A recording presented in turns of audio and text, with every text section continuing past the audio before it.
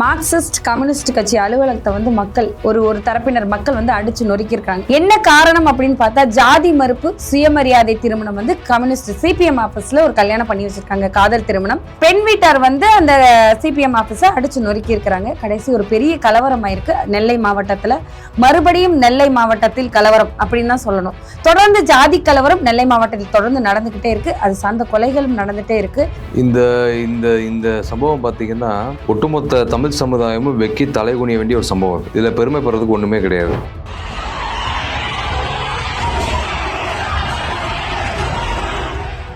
சரி, இப்ப இந்த மாதிரி ஒரு கல்யாணம் வந்து ஒரு சிபிஎம் ஆபீஸ்ல பண்ணி வச்சுட்டாங்க.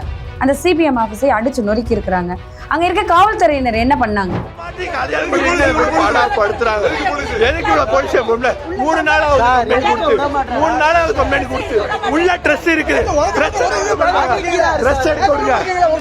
எடுக்க விட மாட்டாங்க. என் தங்கச்சி ட்ரெஸ் உள்ள இருக்கு, யாருமே விட மாட்டேங்கிறாங்க என் தங்கச்சி ட்ரெஸ் எடுக்கிறதுக்கு. இவங்க வந்து பார்த்தீங்கன்னா கல்யாணம் பண்ணி வச்சு நீடூடி வாழ்க மங்களகரமாக வாழ்கன்னு அனுப்பிச்சு விட்டாங்க. கடைசியில் பார்த்தா பொண்ணு வீட்டுக்காரங்க வந்துட்டாங்க. வந்து நீங்கள் பார்த்துருப்பீங்க இந்த வீடியோ, ஒரு 3.5 நிமிஷம் வீடியோ. அது நான் பார்த்தேன், ரொம்ப கொடூரமாக கேவலமாக இருக்குன்னு நினச்சார். மனது ரொம்ப பதபதைக்குது. இப்படியா வந்து ஒரு காட்டு மிராண்டித்தனமாக வந்து ஒரு மிருகம் கூட இந்த மாதிரி அட்டாக் பண்ணாங்க.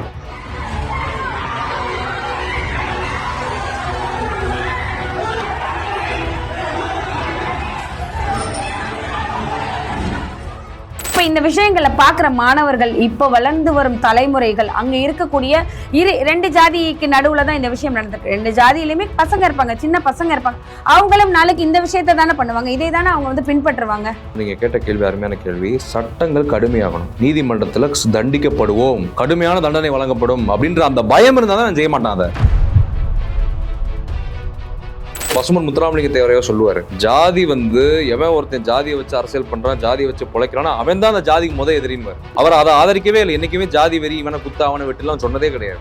ஆனா இவர்கள் அதை செய்கிறார்கள். இந்த ஆதிக்க மன்னர்களோடு இவர்கள் அதை செய்கிறார்கள். இது ரொம்ப ரொம்ப தவறு.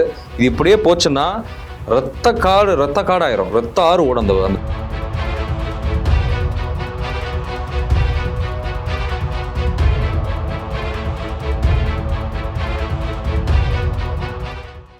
வணக்கம் காஸ்ட்ரோ. வணக்கம் மேடம். இன்னைக்கு பார்த்தா வந்துட்டு மார்க்சிஸ்ட் கம்யூனிஸ்ட் கட்சி அலுவலகத்தை வந்து மக்கள் ஒரு தரப்பினர் மக்கள் வந்து அடிச்சு நொறுக்கியிருக்காங்க. என்ன காரணம் அப்படின்னு பார்த்தா ஜாதி மறுப்பு சுயமரியாதை திருமணம் வந்து கம்யூனிஸ்ட் சிபிஎம் ஆபீஸ்ல ஒரு கல்யாணம் பண்ணி வச்சிருக்காங்க. காதல் திருமணம். பெண் வீட்டார் வந்து அந்த சிபிஎம் ஆபீஸை அடிச்சு நொறுக்கி இருக்கிறாங்க. கடைசி ஒரு பெரிய கலவரம் ஆயிருக்கு நெல்லை மாவட்டத்துல. மறுபடியும் நெல்லை மாவட்டத்தில் கலவரம் அப்படின்னு தான் சொல்லணும். தொடர்ந்து ஜாதி கலவரம் நெல்லை மாவட்டத்தில் தொடர்ந்து நடந்துகிட்டே இருக்கு. அது சார்ந்த கொலைகளும் நடந்துட்டே இருக்கு. காலையில தொடர்ந்து பிரேக்கிங்ல அதுதான் போயிட்டு இருக்கு. அதை நீங்க எப்படி பாக்குறீங்க? எந்த தரப்பினர்களுக்கிடையே இந்த பிரச்சனை நடந்திருக்கு? இந்த சம்பவம் பார்த்தீங்கன்னா ஒட்டுமொத்த தமிழ் சமுதாயமும் வெக்கி தலைகுனிய வேண்டிய ஒரு சம்பவம். அது இதில் பெருமைப்படுறதுக்கு ஒன்றுமே கிடையாது. எப்படி சொல்கிறீங்க? எப்படி சொல்கிறதுன்னா, இப்போ தமிழ்நாடு அரசே பார்த்தீங்கன்னா இன்னும் வந்து ஜாதி ஒழிப்பு, சுயமரியாதை இயக்க கருத்தியல், பெரியாரிய அம்பேத்கரிய மார்க்சிய கருத்தியலை சமுதாயத்தில் ஆழமாக விதைக்க வேண்டிய கட்டாயம் இருக்குன்றதை தமிழ்நாடு அரசு உணரணும். மாண்புமிகு தமிழ்நாடு முதலமைச்சர் ஸ்டாலின் அவர்கள் உணரணும். விளையாட்டுத்துறை அமைச்சர் உதயநிதி ஸ்டாலின் அதை உணரணும். ஏன்னா இன்னைக்கு வந்து பார்த்தீங்கன்னா நம்ம பெரியார் மண்ணு, நம்ம சுயமரியாதை மண்ணு, நம்ம வந்து சாதியெல்லாம் கிடையாது, மதமெல்லாம் கிடையாது, மதவெறி கிடையாது, ஜாதி வெறி கிடையாது, சாதி வெறி வந்து மனுஷனை வந்து சாக்கடையாக்கும், மதவெறி மனுஷனை மிருகமாக்கும்னா பேசிட்டு இருக்கோம், வாய்ச்சோடால பேசிட்டு இருக்கோம். நிறைய விஷயம் மாறி இருக்குல்ல காஸ்ட்ரோ, நீங்க சொல்றீங்க ஓகே, பேசிட்டு இருக்கோம், நிறைய விஷயம் மாறி இருக்குல்ல. சில பேர் இந்த வேலையை பண்றாங்க, சில பேர் வந்து இதை ஏத்துக்க மாட்டாங்க, அவ்வளவுதான். இல்லை மேடம், இப்போ என்னன்னா மாறி இருக்குதுன்றது உண்மை, அது எந்த மாற்றுக்கிறது கிடையாது. பெரியார் இல்லைன்னா தமிழ்நாடு கிடையாது. தமிழ்நாடு பெரியார் மண்ணு தான், நானே ஒத்துக்கிறேன். ஆனால் இந்த மாதிரி சம்பவங்களை வந்து நம்ம முளையிலே கிள்ளி எறியணும், கடுமையான நடவடிக்கை எடுக்கப்படணும், சட்டப்படி கடுமையான தண்டனை வழங்கப்படணும். அதுதான் ரொம்ப ரொம்ப முக்கியம். நீங்கள் பெயில் கொடுத்துட்டு நீங்கள் உடனுக்குடன் வந்து இந்த மாதிரி நபர்கள் உள்ளே வர்றாங்க, கொலை செய்பவர்கள், ஜாதி வெறி பிடித்தவர்கள், மதவெறி பிடித்தவர்கள், கொலை செய்பவர்கள் தைரியமாக வந்து பண்ணிட்டு உள்ளே வரான். திரும்ப என்ன பண்ணுறான், கலவரம் பண்ணுறவங்க என்ன பண்ணுறான், திரும்ப பெயில் எடுத்துட்டு வெளியே போயிடுறான். சார்ஜ் ஷீட் போட்டாலும் பெயிலு, சார்ஜ் ஷீட் போடாட்டினாலும் பெயிலு, மேனட்ரி பெயில் இருக்குது. அப்போ இது வந்து என்னது, இது சட்டத்தில் நீங்கள் என்ன நீங்கள் இரும்பு கரம் கொண்டு அடக்குவது தானா? இப்போ நான் வந்து சரி, இப்போ இந்த மாதிரி ஒரு கல்யாணம் வந்து ஒரு சிபிஎம் ஆஃபீஸில் பண்ணி வச்சுட்டாங்க. அந்த சிபிஎம் ஆஃபீஸை அடிச்சு நொறுக்கி இருக்கிறாங்க. அங்கே இருக்க காவல்துறையினர் என்ன பண்ணாங்க? இல்லை, இப்போ நடந்த சம்பவத்தை நான் சொல்கிறேன். என்ன நடந்திருக்குன்னா, திருநெல்வேலி மாவட்டத்தில், தென் மாவட்டமே வந்து ஒரு 10 எரியிற மாவட்டம். அங்கே ஜாதி கலவரங்கள் அதிகமாக நடக்குது, ஜாதிய வன்முறைகள், எல்லா கலவரத்துக்கு பேர் போனது. மண்டைக்காட்டு கலவரம், நாகர்கோவில் கலவரம், நிறைய கலவரம் இருக்குது. திருநெல்வேலி கலவர பூமி அது. கண்டிப்பா இப்ப கூட லாஸ்டா வந்து தீபக் ராஜா கொலையை பத்தி நம்ம பேசணும். அப்ப வந்து என்னன்னா, இந்த சம்பவம் என்ன நடந்திருக்குதுன்னா, நீங்க கம்யூனிஸ்ட் கட்சியை பத்தி நல்லா தெரியும் உங்களுக்கு. அது சுயமரியாதை, ஜாதி ஒழிப்பு, பாட்டாளி வர்க்கத்துக்கு, ஏழை எளிய ஒடுக்கப்பட்ட தாழ்த்தப்பட்ட விளிம்பு நிலை மக்களுக்கு, சாமானிய மக்களுக்கு போராடக்கூடிய ஒரு இயக்கம். கண்டிப்பா நீ கம்யூனிஸ்ட் கட்சியோடைய தியாக வாழ்க்கையெல்லாம் பாத்தீங்கன்னா, அது வந்து எதுலையுமே நீங்க ஈடு இணையே இல்லாத ஒரு மிகச்சிறந்த ஒரு இயக்கம். அது எப்படி சொல்றதுன்னா, தன்னலமற்ற தியாகம் செய்பவர்கள், போராளிகள் உள்ள ஒரு இயக்கம். இப்போ ரொம்ப என்ன சொன்னா, அடித்தட்டு மக்களுக்காகவே என்றும் நின்று போராடக்கூடிய ஒரு இயக்கம். அது அந்த காலத்து ஒரு அப்படி இருந்தது. இப்போ எப்படி இருக்குன்றது அதில் 1000 நமக்கு இது இருக்குது, கருத்து முரண்பாடுகள் இருக்குது. இருந்தாலும் அந்த கட்சியோட சித்தாந்தம், மார்க்சிய சித்தாந்தம் என்பது எல்லா மக்களுக்குமானது, சமத்துவ சமதர்ம சமுதாயத்தை படைக்கிற ஒரு நோக்கத்தோடு இருக்கக்கூடிய ஒரு சித்தாந்தம். அந்த சித்தாந்தத்தை ஏந்தி செயல்படக்கூடிய சிபிஎம், கம்யூனிஸ்ட் கட்சியுடைய மார்க்சிஸ்ட் கம்யூனிஸ்ட் கட்சி, சிபிஎம் சொல்லுவாங்க. அந்த கட்சி வந்து பார்த்தீங்கன்னா எண்ணற்ற போராளிகள், சங்கரையா எல்லாம் அந்த கட்சியை சேர்ந்தவங்க தான், இந்த மாபெரும் தலைவர்கள். எவ்வளோ பேர் சொல்லிட்டு போகலாம் அப்படியே. அப்போ என்னன்னா, இப்போ அந்த கட்சி வந்து என்ன பண்ணுது, 2 காதல் ஜோடிகள் வர்றாங்க. பையன் வந்து அந்த பட்டியல் சமுதாயத்தை சேர்ந்தவர், பொண்ணு வந்து ஆதிக்க சமுதாயம். அப்போ யாருன்னு நீங்களே புரிஞ்சுக்கோங்க, அது முக்குளத்தோர் சமுதாயமாக தான் இருக்கும். ஏன்னா அப்போ வந்து வர்றாங்க, வந்து இந்த மாதிரி தஞ்சம் போடுறாங்க. எனக்கு மாதிரி வந்து நாங்கள் காதல் திருமணம் பண்ணணும்னு ஆசைப்பட்றோம், நாங்கள் காதலிக்கிறோம். அது கலப்பு திருமணம் தான், ஜாதி மறுப்பு திருமணம், சுயமரியாதை திருமணத்தை கோரிக்கை வைக்கிறாங்க. இப்போ கம்யூனிஸ்ட் கட்சியில் இருக்க தோழர்கள் தான் சொல்லணும். அவங்க என்ன பண்ணுறாங்க, சரி இவங்க வந்து சாதி மறுப்பு திருமணம், சுயமரியாதை திருமணம், காதல் திருமணம் பண்ணணுன்றாங்க. சாதியெல்லாம் கடந்து திருமணம் பண்ணுறதுன்றதை கம்யூனிஸ்ட் கட்சி ஆதரிக்கும். அது பெரியார் இயக்கங்கள், திராவிட இயக்கங்கள், தீகா எல்லாமே ஆதரிப்பாங்க. அப்போ அவங்க அந்த கல்யாணத்தை நடத்தி வைக்கிறாங்க. இது பெரியாரை தான் பண்ணி வச்சார் அந்த காலத்தில். இப்போ சரியாக தான் அவங்க பண்ணி வச்சாங்க. ஏன்னா இப்போ காதலுக்கு எங்கே ஜாதி, காதலுக்கு எங்கே மதம், காதலுக்கு எங்கே நிறம், மனசும் எண்ணமும் சிந்தனை வந்தால் காதல். அப்போ அப்படி தான் வந்து அங்கே நடக்குது. அப்போ என்ன ஆகுது, அந்த இடத்துல திடீர்னு இவங்க வந்து பார்த்தீங்கன்னா கல்யாணம் பண்ணி வச்சு நீடூடி வாழ்க, மங்களகரமாக வாழ்கன்னு அனுப்பிச்சி விட்டாங்க. கடைசியில் பார்த்தா பொண்ணு வீட்டுக்காரங்க வந்துட்டாங்க. வந்து நீங்கள் பார்த்துருப்பீங்க இந்த வீடியோ, ஒரு 3.5 நிமிஷம் வீடியோ. அது நான் பார்த்தேன், ரொம்ப கொடூரமாக கேவலமாக இருக்குன்னு நினச்சாரு. மனது ரொம்ப பதபதைக்குது. இப்படியா வந்து ஒரு காட்டு மிராண்டித்தனமாக வந்து ஒரு மிருகம் கூட இந்த மாதிரி அட்டாக் பண்ணாது.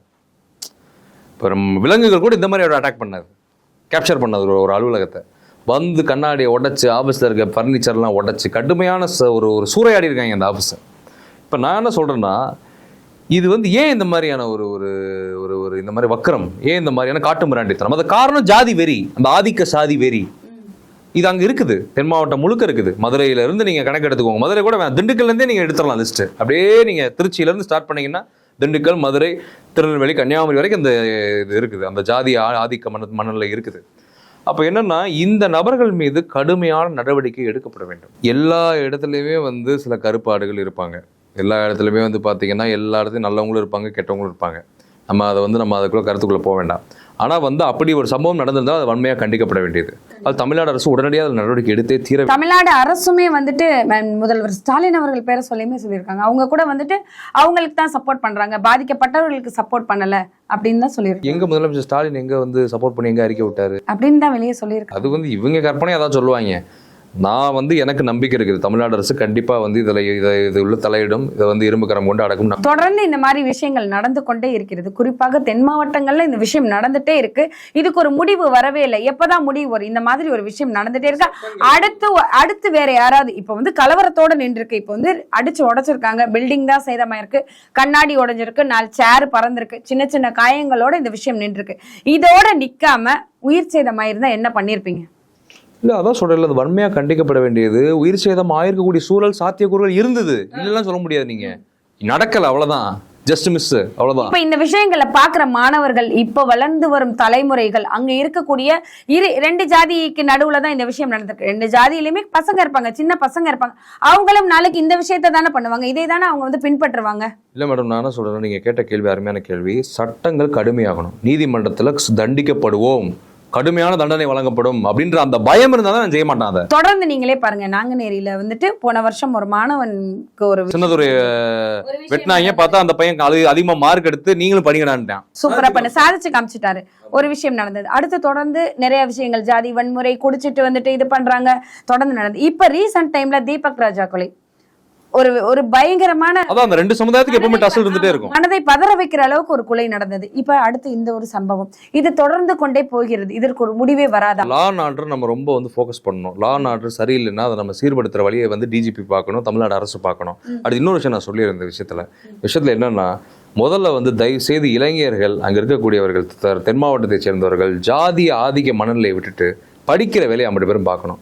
பெரியாரிய அம்பேத்கரிய மார்க்சிய கருத்தியலை உள்வாங்கணும்.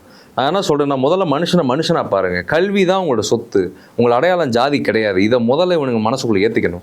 இதை வந்து மனசுக்குள்ள ஏற்றி கல்வி, ஒரு தொழில் முன்னேற்றம், ஒரு வேலை வாய்ப்பு, ஒரு வாழ்க்கையில் வந்து உயர்ந்த நிலைக்கு நம்ம போகணும், இப்போ அரசு பதவிகளுக்கு போகணும், அதிகாரத்துக்கு போகணும், இந்த மாதிரியான நோக்கத்தோடு செயல்படணும். அப்படி இல்லாமல் இருந்தால் தான் எவன் ஒருத்தன் வந்து அதான் வந்து பசுமன் முத்துராமலிங்க தேவரையோ சொல்லுவார், ஜாதி வந்து எவன் ஒருத்தன் ஜாதியை வச்சு அரசியல் பண்ணுறான், ஜாதியை வச்சு பிழைக்கிறான்னா அவன் தான் அந்த ஜாதிக்கு எதிரின்னு. இப்போ திருநெல்வேலி மாவட்டம் அந்த பகுதியெல்லாம் முத்துராமலிங்க தேவரையா வாழ்ந்த பகுதி. அவர் அதை ஆதரிக்கவே இல்லை. என்னைக்குமே ஜாதி வெறி, இவனை குத்த அவனை வெட்டுலாம் சொன்னதே கிடையாது. ஆனா இவர்கள் அதை செய்கிறார்கள். இந்த ஆதிக்க மனநிலையோடு இவர்கள் அதை செய்கிறார்கள். இது ரொம்ப ரொம்ப தவறு. இது இப்படியே போச்சுன்னா ரத்த காடாயிரும், ரத்த ஆறு ஓடந்த. இதற்கு சட்டம் வந்து தகுந்த நடவடிக்கை எடுக்கணும். நீங்க கண்டிப்பா நீதிமன்றங்கள் வந்து செய்யணும். இப்ப எல்லா வழக்குலயுமே பெயில் தான் பிரச்சனை. பெயில் எடுத்து வெளியே வந்துடுறான். இப்ப என்னன்னா, இப்படி நல்லதை போதிச்ச முத்துராமலிங்க தேவர் மேலேயும் இங்க பொய்யா ஒரு கேஸை போட்டவங்க இந்த சமுதாயம். அவர் மேலேயே வந்து கொலை வழக்கை வந்து பொய்யா வந்து புனைந்து போட்டாங்க. அப்ப நான் என்ன சொல்றேன்னா, தென் மாவட்டத்துல வந்து என்னன்னா, இந்த தேவேந்திர குல வெள்ளாளர் முக்குளத்தோர் பிரச்சனை ரொம்ப போயிட்டு இருக்குது, ரொம்ப நாளா போயிட்டு இருக்குது. தயவுசெய்து புரிஞ்சுக்கோங்க. இமானுவேல் சேகரன் சமுதாயம் எல்லாருக்காகவும் போராடினார். தேவேந்திர குல வெள்ளாளர் சமுதாயத்தை சேர்ந்தவர். இதான் இப்படிதான் பாயிண்ட் சொல்லணும். நம்ம பசும்பன் முத்துராமலிங்க தேவர் முக்குளத்தோருக்காக மட்டும் போராடல, எல்லா சமுதாயத்துக்காகவும் போராடினாரு. கிட்டத்தட்ட பல கோடி சொத்துக்கள், பல லட்சம் மதிப்புள்ள சொத்துக்களை வந்து பட்டியல் சமுதாயத்துக்கு கொடுத்து. கண்டிப்பா இமானுவேல் சேகரனும் முத்துராமலிங்க தேவர் எல்லா சமுதாயத்துக்கும் தமிழினத்துல ஒரு ஆகச்சிறந்த போராளிகள் ரெண்டு பேரும். அப்படிதான் பார்க்கணும். இந்த தலைவர்கள் எப்படி இருந்தாங்க, அந்த மாதிரி இந்த மக்களும் ஒற்றுமையாக இருந்து வாழணும். அப்பதான் வந்து ஒரு சமூக நல்லிணக்கம், ஒரு சமத்துவ சமதர்ம சமுதாயத்தை படைக்க முடியும். ஜாதி மத வெறி அற்ற ஒரு நல்ல ஒரு சுயமரியாதை மிக்க ஒரு பொது உடைமை சமுதாயத்தை படைக்க முடியும். இந்த மாதிரி இந்த விஷயங்கள் மறுபடியும் நடக்காமல் தவிர்க்கிறதுக்கு சட்டப்படி வந்து சட்டங்கள் கடுமையாக்கப்பட வேண்டும் சொல்றீங்க. தொடர்ந்து பேசலாம். நன்றி. நன்றி.